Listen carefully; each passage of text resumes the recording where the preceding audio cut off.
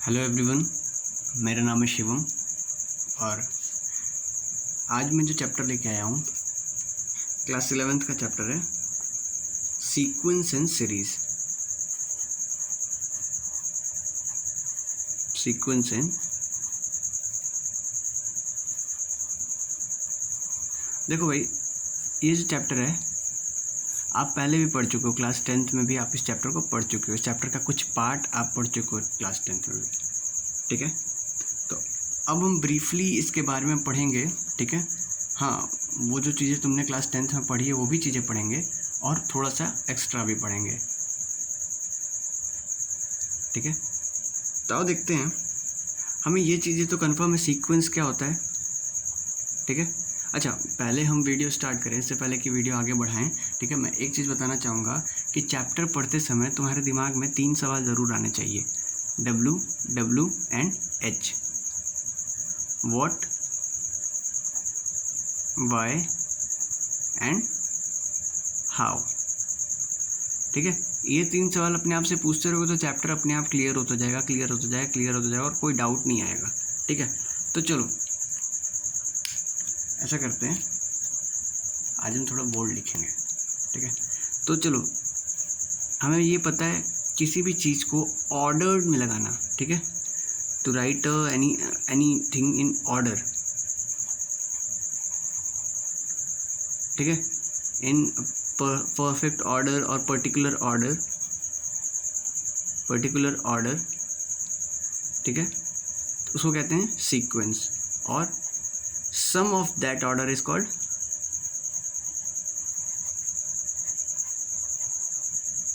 और sequence is called, ठीक है। सम, उस ऑर्डर का सम, ठीक है, या सीक्वेंस या सीक्वेंस का सम ही सीरीज कहलाता है, ठीक है। तो देखते हैं भाई, देखो भाई क्या है कि जैसे मान लो कि कुछ लोगों का ग्रुप, ठीक है, that can be called as sequence, ठीक है। छोटे से बड़ा हाइट का हमने लगा दिया ग्रुप में, ठीक है। तो दैट इज कॉल्ड सीक्वेंस, ठीक है। अब सपोज करो एक particular set of number A1, A2, A3, A4 and so on till AN हमने नंबर लिखे हुआ है। तो ये इसको तुम क्या कहेंगे? सीक्वेंस कहेंगे, ठीक है। ये तो हमारा सीक्वेंस होगा, ठीक है। लेकिन यही चीज़ जब इस फॉर्म में लिखा जाएगा,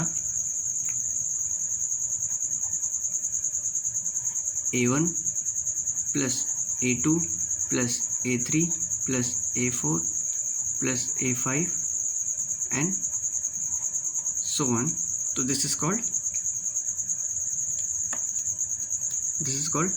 सीरीज,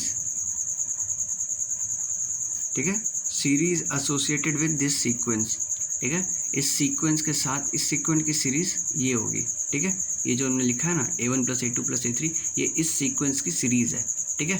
चलो, तो देखो भाई क्या होता है कि जब भी किसी n नंबर्स को हम ऐड करते हैं जो एक पर्टिकुलर सीक्वेंस में है, ठीक है, एक पर्टिकुलर सीक्वेंस में है, उस n नंबर को हम ऐड करते हैं तो एक ग्रीक लेटर यूज़ करते हैं, ठीक है। सपोज करो कि हमने इसको S से डिनोट किया, S is equal to A1 plus A2, तो S इज इक्वल टू के नाउ इसको शॉर्ट फॉर्म में कैसे लिखेंगे? S इज इक्वल टू,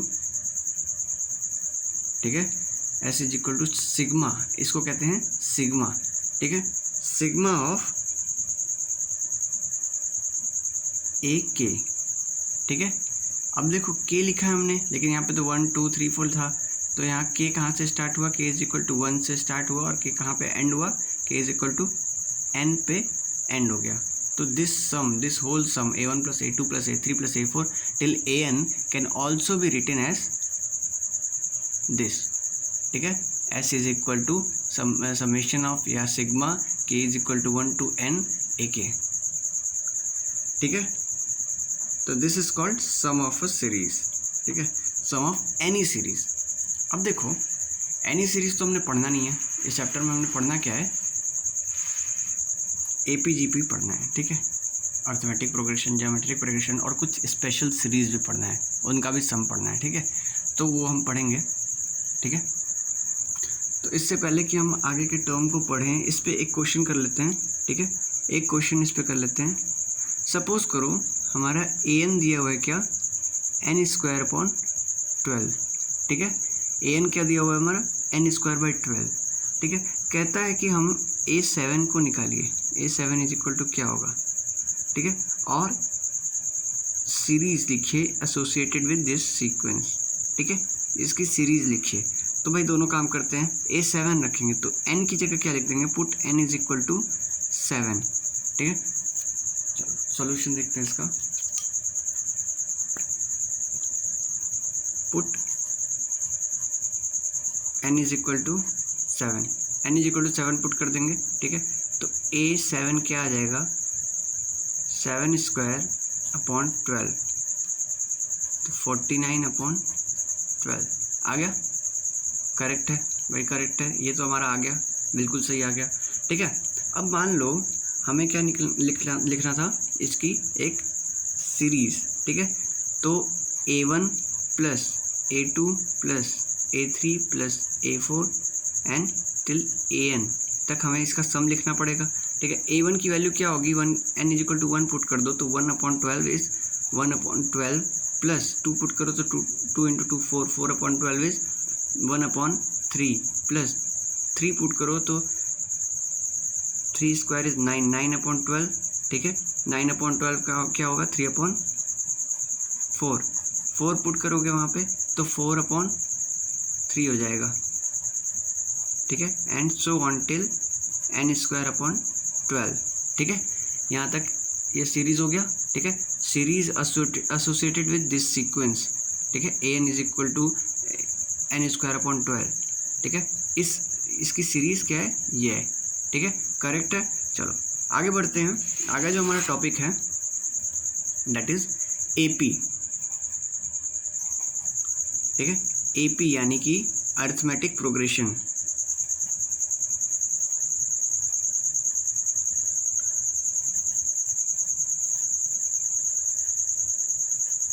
ठीक है। अरिथमेटिक प्रोग्रेशन पढ़ना है हमने। अरिथमेटिक प्रोग्रेशन क्या होता है भाई, देखो क्लास 10th में हम अच्छे से पढ़ के इसको आए हैं, ठीक है, तभी पास हुए हैं, ठीक है। तो अरिथमेटिक प्रोग्रेशन में हमने पढ़ा था कि एक सीक्वेंस होता है जिसको हम एक पर्टिकुलर मैनर में लगाते हैं, ठीक है, मैनर में लिखते हैं, ठीक है। तो अगर हम प्रीवियस क्लास से देखें कि कोई भी सीक्वेंस अरिथमेटिक प्रोग्रेशन कब कहलाता है, तो कोई भी सीक्वेंस अरिथमेटिक प्रोग्रेशन, सपोज करो कोई भी सीक्वेंस लिखा a1, ठीक है, a1 a2 a3 a4 a5 and so on till an, ठीक है। ये कोई भी सीक्वेंस जो है वो अरिथमेटिक प्रोग्रेशन कब कहलाता है, जब क्या होता है कि दो कंसेक्यूटिव टर्म्स का डिफरेंस, यानी कि a2 - a1 जो होगा वो किसके बराबर होगा, a3 - a2 के बराबर होगा, और ये किसके बराबर होगा, a4 - a3 के बराबर होगा, और ये किसके बराबर होगा, a5 - a4 के बराबर होगा, एंड सो ऑन, ठीक है। यानी कि हर दो टर्म के बीच का डिफरेंस जो होगा आपस में बराबर होगा, ठीक है। a2 - a1 ये डिफरेंस, इसका डिफरेंस, ठीक है, फिर इसका डिफरेंस, फिर इसका डिफरेंस, इन सब का डिफरेंस आपस में बराबर होगा। देखो ना वही तो लिखा है, a2 - a1 = a2 - a3 - a2, ठीक है, = a4 - a3 = a5 - a4, ठीक है। यानी हर कंसेक्यूटिव टर्म का डिफरेंस कितना है, सेम है, इक्वल है, ठीक है। तो देखो इनका डिफरेंस इक्वल है। तो अगर ये जो कंडीशन है ना, ये कंडीशन यहाँ पे जो दी हुई है, अगर ये दी रहेगी तो हम क्या कहेंगे, दिस इज AP, ठीक है। ये AP तो है, ये पता चल गया। अब देखो ये जो डिफरेंस होता है ना, a2 - a1 a3 - a2, ये तो देखो सारा बराबर ही है, तो this is called common difference, ठीक है। Common difference denoted by small d, ठीक है, स्मॉल d से डिनोट करते हैं हम इसको, ठीक है। अच्छा चलो अच्छी बात है, बहुत अच्छी बात है। तो अब देखो क्या है कि हमें तो ये पता चल गया कि अर्थमेटिक प्रोग्रेशन क्या है, अर्थमेटिक प्रोग्रेशन एपी और कॉमन डिफरेंस इन सब के टर्म में कैसे लिखते हैं, तो वो हमने लिख दिया। ठीक है, अब क्या कहता है कि ये तो हमने क्लास 10th में पढ़ा था अच्छे से।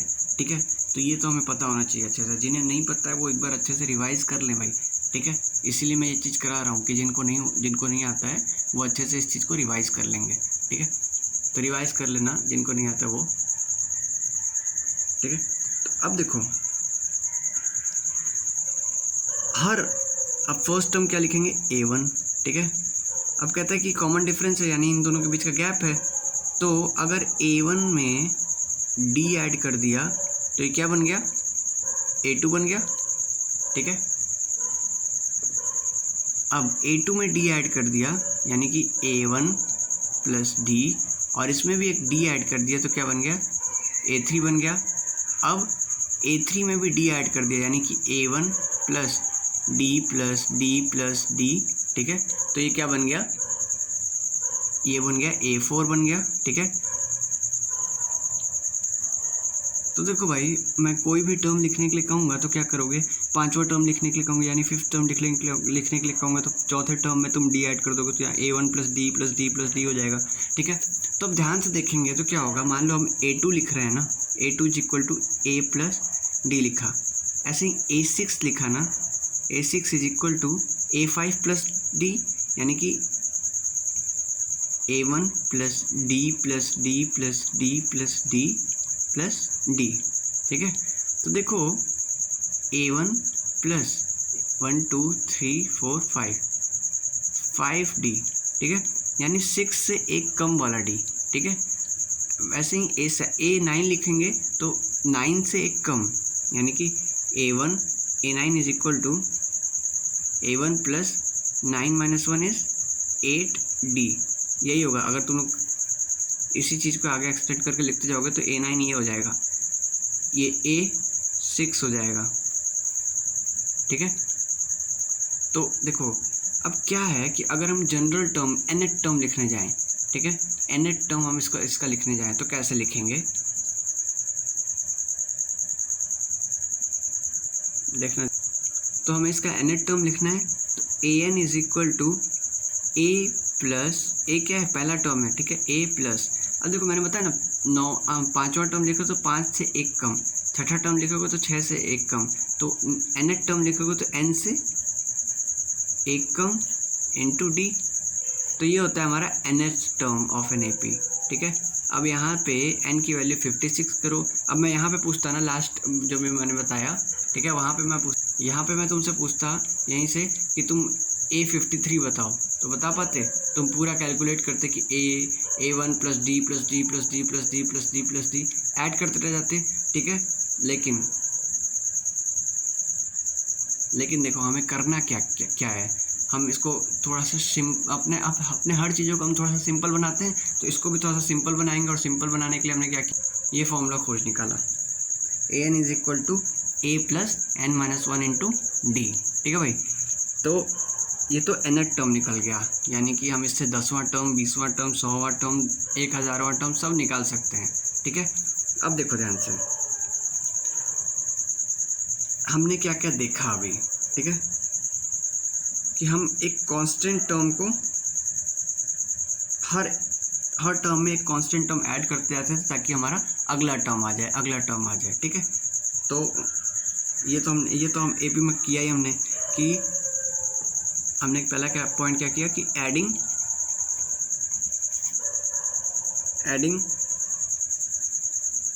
कांस्टेंट टू ईच टर्म, हर टर्म में एक कांस्टेंट ऐड करते गए टू गेट नेक्स्ट टर्म।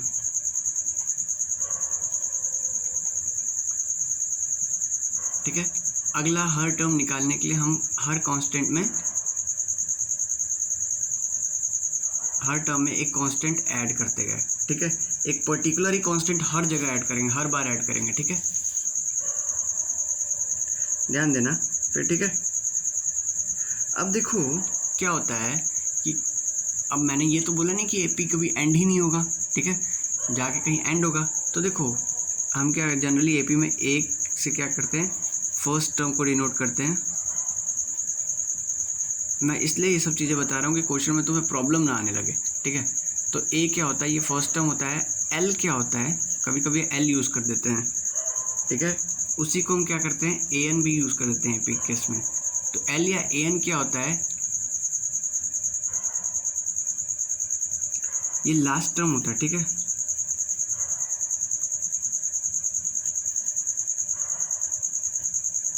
ठीक है, ये लास्ट टर्म होता है।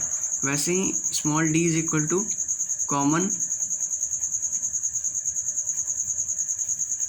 डिफरेंस, ठीक है। ये कॉमन डिफरेंस होता है। N is equal to number of term,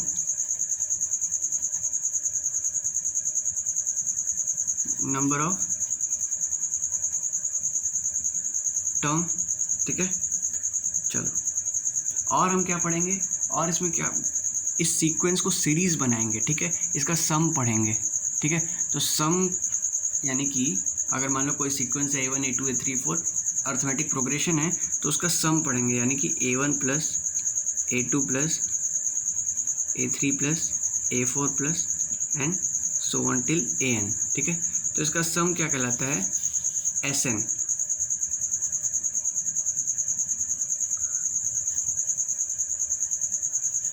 some of n terms, ठीक है। n टर्म्स का सम, ठीक है भाई। चलो तो देखो भाई, लास्ट टर्म अगर लिखना हो, सपोज करो कि एक एपी में n टर्म्स हैं, n नंबर ऑफ टर्म्स हैं, और हमें लास्ट टर्म लिखना है, तो कैसे लिखेंगे, last term l is equal to a plus n-1 into D, ठीक है। चलो अब देखो, मैं वो क्वेश्चन करने जा रहा हूँ जिससे तुम्हें हर बार प्रॉब्लम आती थी, तुमको हर बार प्रॉब्लम आती है। क्वेश्चन है, ठीक है। क्वेश्चन कहता है कि given AP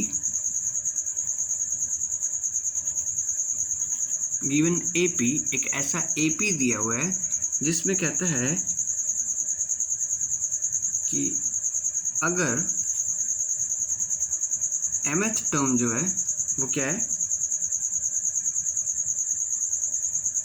mth term is n and nth term is m, ठीक है। जहाँ पे m और n दोनों बराबर नहीं दिया है, ठीक है। कहता है कि mth टर्म जो है n है और nth टर्म जो है m है, ठीक है। तो आपको निकालना है क्या,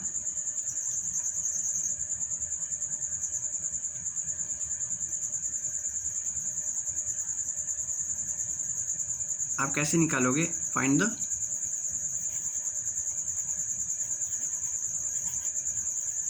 pth टर्म, ठीक है। अब क्या करो तुम लोग, अब तुम इस वीडियो को पॉज कर सकते हो, ठीक है, और पॉज करके जाके तुम इसका सॉल्यूशन करो, ठीक है। जिनको आता है वो सॉल्यूशन करेंगे, जिनको नहीं आता वो भी एक बार ट्राई करेंगे, और ट्राई करने के बाद इसका सॉल्यूशन देखेंगे, मैं कराऊंगा सॉल्यूशन इसका, ठीक है। तो चलो भाई, आई होप तुम सब ने ट्राई किया होगा, ठीक है। तो चलो अब इसका सॉल्यूशन देखते हैं, सॉल्यूशन कैसे होगा। तो देखो दिया था कि am कितना है, n है, यानी कि a plus m-1 into D क्या है, n है, और an कितना है, m है, a plus n-1 into D, ठीक है। अब देखो दोनों इक्वेशन को अगर हम सॉल्व करेंगे, सॉल्व करो, ठीक है।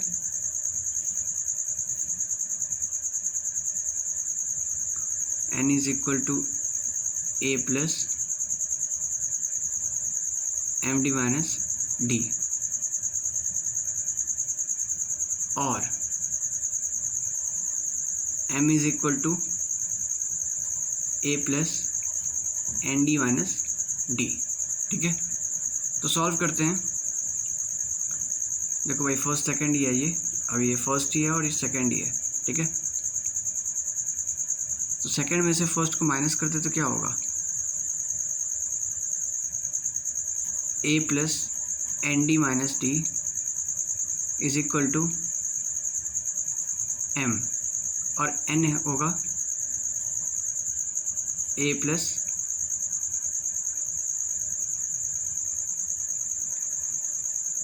चलो ध्यान से देखते हैं, A plus M D minus D is equal to N. ठीक है, साइन चेंज होगा, अगर हम सब्सट्रैक्ट कर रहे हैं तो साइन चेंज होगा, प्लस है तो यहाँ पे माइनस आ जाएगा, प्लस है तो यहाँ पे माइनस आ जाएगा, और माइनस है तो यहाँ पे प्लस आ जाएगा। ठीक है, चलो तो प्लस ए और minus A cancel, plus D और माइनस डी कैंसिल। ठीक है, बचा क्या, N D minus M D. ठीक है, ये बचा, और यहाँ एम और एन बचा। ठीक है, तो चलो देखते हैं।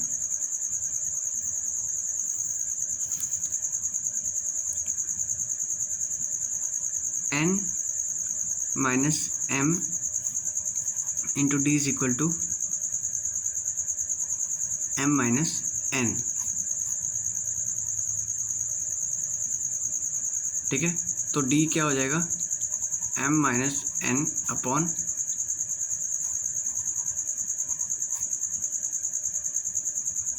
ठीक है, तो देखो एम माइनस एन ऊपर भी है, एम माइनस एन नीचे भी है, कैंसिल आउट हो जाएगा, बचेगा क्या, -1। तो डी इज इक्वल टू क्या आया, -1 आया।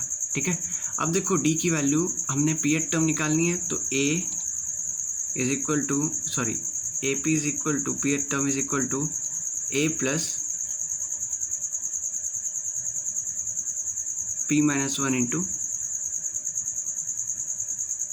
डी,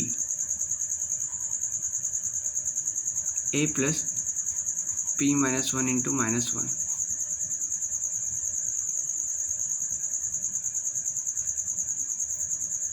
चलो तो ये हो जाएगा A plus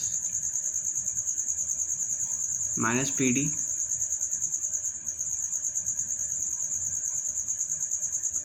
+1।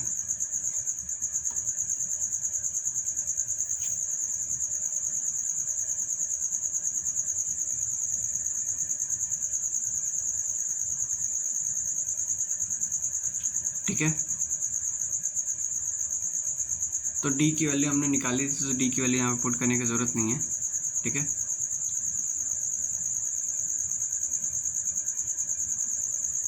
-p +1।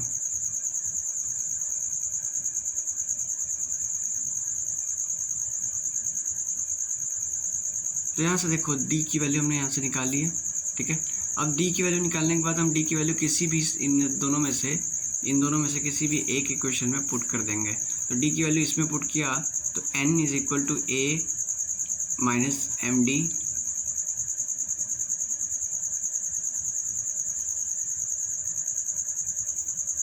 Plus D.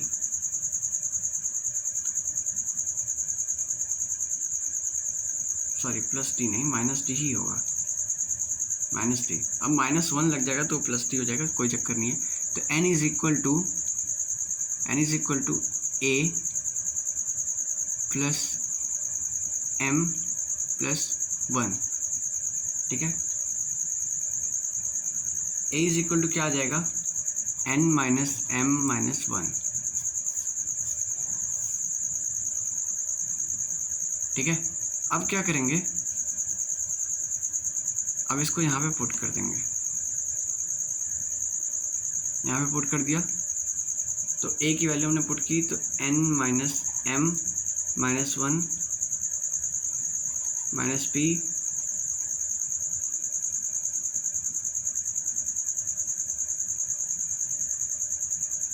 चलो -1 और +1 कैंसिल हो गया, तो आ गया n minus m minus p। ठीक है, दिस इज आर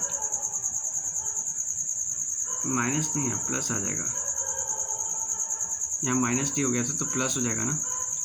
ठीक है, n plus m minus p। ठीक है, तो this is our correct answer. ठीक है, बैकग्राउंड नॉइस पे बिल्कुल ध्यान मत देना, इस पर मेरा कोई बस नहीं है, इसलिए मैं इसको कंट्रोल नहीं कर सकता हूँ। ठीक है,